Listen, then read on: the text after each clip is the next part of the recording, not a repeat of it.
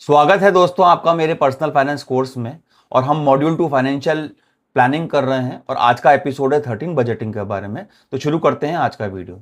आज का हमारा टॉपिक है कि बजटिंग क्या होता है और हर महीने हम अपने पैसे को सही डायरेक्शन कैसे दे सकते हैं। और आज का कोर मैसेज है हमारे वीडियो का कि बजट आपके पैसों पर रोक नहीं लगाता है बल्कि आपके सही पैसों को डायरेक्शन देता है।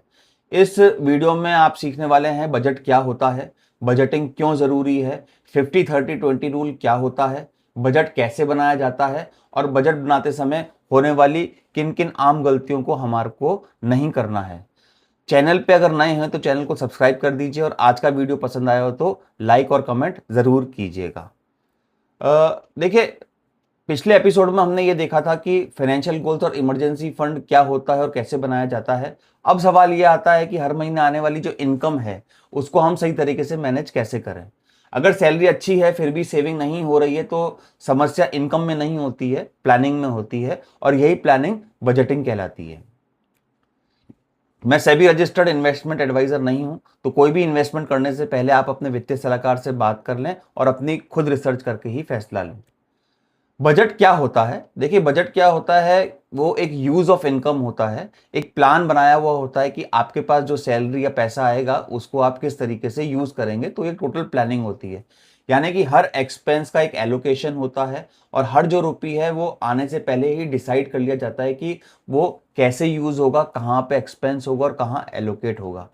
तो याद रखिए, बजट खर्च को रोकने के लिए नहीं होता है बल्कि सही खर्च करने के लिए होता है कि आप राइट डायरेक्शन में राइट चीजों के लिए आप स्पेंड करें। यही बजटिंग का मेन उद्देश्य होता है। बजट क्यों जरूरी है? अगर इनकम आई है, इनकम से आप बजट बनाएंगे तो बजट करने से आप अपने एक्सपेंसेस को कंट्रोल कर पाएंगे। अगर एक्सपेंसेस कंट्रोल होंगे तो आपकी सेविंग्स हो पाएगी। अगर ढंग से सेविंग्स करेंगे तो आप इन्वेस्टमेंट्स कर पाएंगे और उस इन्वेस्टमेंट से आप अपने फाइनेंशियल गोल्स को अचीव करेंगे और ultimately it will lead to peace of mind. और अगर हाँ, बजट नहीं होगा तो इनकम आएगी, कहाँ खर्च हो जाएगी पता भी नहीं चलेगा, मंथ के एंड में सेविंग्स भी नहीं बचेंगी और आप ये कहते रह जाएंगे कि भाई इनकम तो आ गई है, पैसा कुछ भी नहीं बचा, अब क्या करें। तो इसलिए बजटिंग बहुत ज़रूरी होती है। अब बजट बनाने से पहले ये समझना चाहिए कि हमारे को कि एक्सपेंस की हमारी कौन कौन सी कैटेगरीज होती हैं। तो पहले होते हैं फिक्स्ड एक्सपेंस, जो जरूरी एक्सपेंस होते हैं वो होंगे ही होंगे। जैसे हाउस रेंट है, अगर आप रेंट पे रहते हैं तो। अगर आप रेंट पे नहीं रह रहे हैं और आपने अगर कोई होम लोन ले रखा है तो उसकी ईएमआई का पेमेंट होता है। बच्चों की स्कूल की फीस है, प्लस आपने अगर हेल्थ इंश्योरेंस ले रखा है, मेडिकल इंश्योरेंस ले रखा है तो उसका प्रीमियम है। तो ये सारे ज़रूरी खर्चे हैं, ये फिक्स्ड नेचर के कहलाते हैं। इनकम लेवल कुछ भी हो, आपने जिस हिसाब से इन खर्चों को करते आए हैं ये तो आपको करने ही पड़ेंगे। दूसरा होता है वेरिएबल एक्सपेंसेस, जैसे घर का राशन हो गया, ग्रोसरीज, फिर इलेक्ट्रिसिटी बिल, गैस बिल, फिर आपकी कार है तो उसमें जो आप फ्यूल यूज़ करेंगे वो फ्यूल, मोबाइल बिल, ये वेरिएबल होते हैं। आप जितना यूज़ करेंगे उतना आपको खर्च करना पड़ेगा। थर्ड होता है लाइफस्टाइल एक्सपेंसेस, यानी ये वांट्स हो गई आपकी। जैसे आपको मूवी जाना है, शॉपिंग करनी है, बाहर खाना खाना है, आपके एंटरटेनमेंट के एक्सपेंस हो गए, तो ये सारे लाइफस्टाइल एक्सपेंसेस कहलाते हैं। ये नॉर्मली वांट्स होते हैं। तो हमेशा याद रखना कि बजट बनाने समय पहले आवश्यक खर्च जो जरूरी एक्सपेंसेस हैं, फिर आपको सेविंग्स करनी है और उसके बाद आपको लाइफस्टाइल एक्सपेंसेस को प्रायोरिटाइज करना है। एक्सपेंडिचर का 50-30-20 रूल क्या होता है? अगर मान के चलिए इनकम 100% है तो अपनी नीड्स पर 50% खर्च कीजिए, वांट्स पे 30% और 20% आप सेविंग्स एंड इन्वेस्टमेंट्स पे करिएगा। मेरे आप पहले वीडियो देख लीजिएगा कि मैंने नीड्स एंड वांट्स के ऊपर भी वीडियो बना रखे हैं, तो उनको समझने के लिए उन वीडियो को आप जरूर देख लीजिए।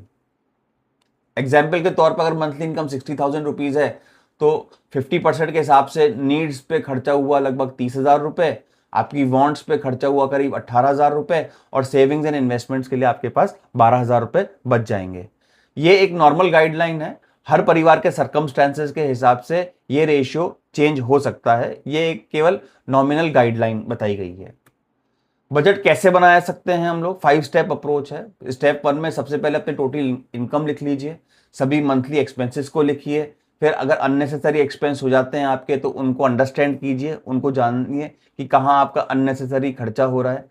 सेविंग्स का टारगेट पहले ही तय कर लीजिए कि अगर आपकी सैलरी 1 लाख रुपए है तो पहले ये टारगेट कर लीजिए कि आपको 30,000 रुपये बचाना है या 35,000 रुपये बचाना है। तो टारगेट तो पहले ही सेट करना पड़ेगा सेविंग का। और बजट को हर महीने रिव्यू करना चाहिए, बिकॉज ये एक डायनामिक डॉक्यूमेंट होता है।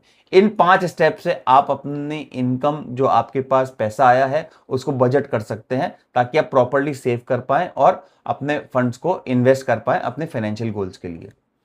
बजट बनाते समय सामान्य गलतियां क्या रहती हैं कि हम इनकम का अनुमान ज़्यादा लगा लेते हैं, हम इनकम को ज़्यादा एस्टिमेट कर लेते हैं, छोटे छोटे खर्चों को नज़रअंदाज कर लेते हैं, क्योंकि आजकल तो यूपीआई पेमेंट का ज़माना है। आपने पेटीएम यूज़ किया या गूगल पे यूज़ किया, क्यूआर स्कैन कर दिया, आपको पता ही नहीं चलेगा कि खर्चे कैसे हो जाएंगे। छोटे छोटे खर्चे जैसे 20 रुपये, 30 रुपये, 40 रुपये आप ऐसे ही खर्च कर रहे हैं तो ये बहुत बड़े खर्चे बन जाएंगे। जैसे 20 रुपये पर डे 600 रुपये पर मंथ बन जाता है, तो 612 6 72 7,200 रुपये साल का हो जाता है। तो ऐसे छोटे छोटे खर्चे होते हैं जो कई बार बहुत नज़रअंदाज हो जाते हैं। सेविंग्स को अंत में रखना, बजट को ना रिव्यू करना, ये भी गलतियां होती हैं।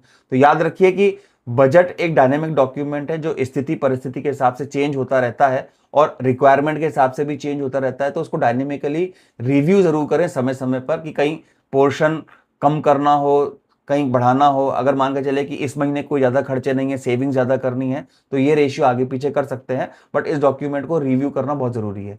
तो इन गलतियों को ध्यान में रखिए और भूल कर भी ये गलतियां नहीं करिए, तभी आप अपने फाइनेंशियल उद्देश्य को अचीव कर पाएंगे। पे योरसेल्फ फर्स्ट। तो इनकम आते ही सबसे पहले सेविंग करें, फिर एक्सपेंस करें। तो expenses is equal to income minus savings, ना कि income minus expenses is equal to savings. यही राइट फॉर्मूला है और यही सक्सेसफुल लोगों की आदत होती है। पहले सेविंग्स को अलग रखना चाहिए, फिर बाकी पैसे को खर्च करना चाहिए। सो मैसेज यहां पे क्लियर है कि don't spend first and save later, save first and spend wisely. एक रियल लाइफ एग्जांपल से समझते हैं। दो लोग हैं, रोहित और विकास। दोनों की सैलरी मान लीजिए 70,000 रुपए है। रोहित बजट बनाता है, हर महीने पहले इन्वेस्टमेंट करता है और फिर अपने खर्चों को प्लान करता है। वहीं विकास पहले खर्चा कर देता है और जो बचता है उसे सेव करने की कोशिश करता है, जो कि बहुत मुश्किल हो जाता है बाद में।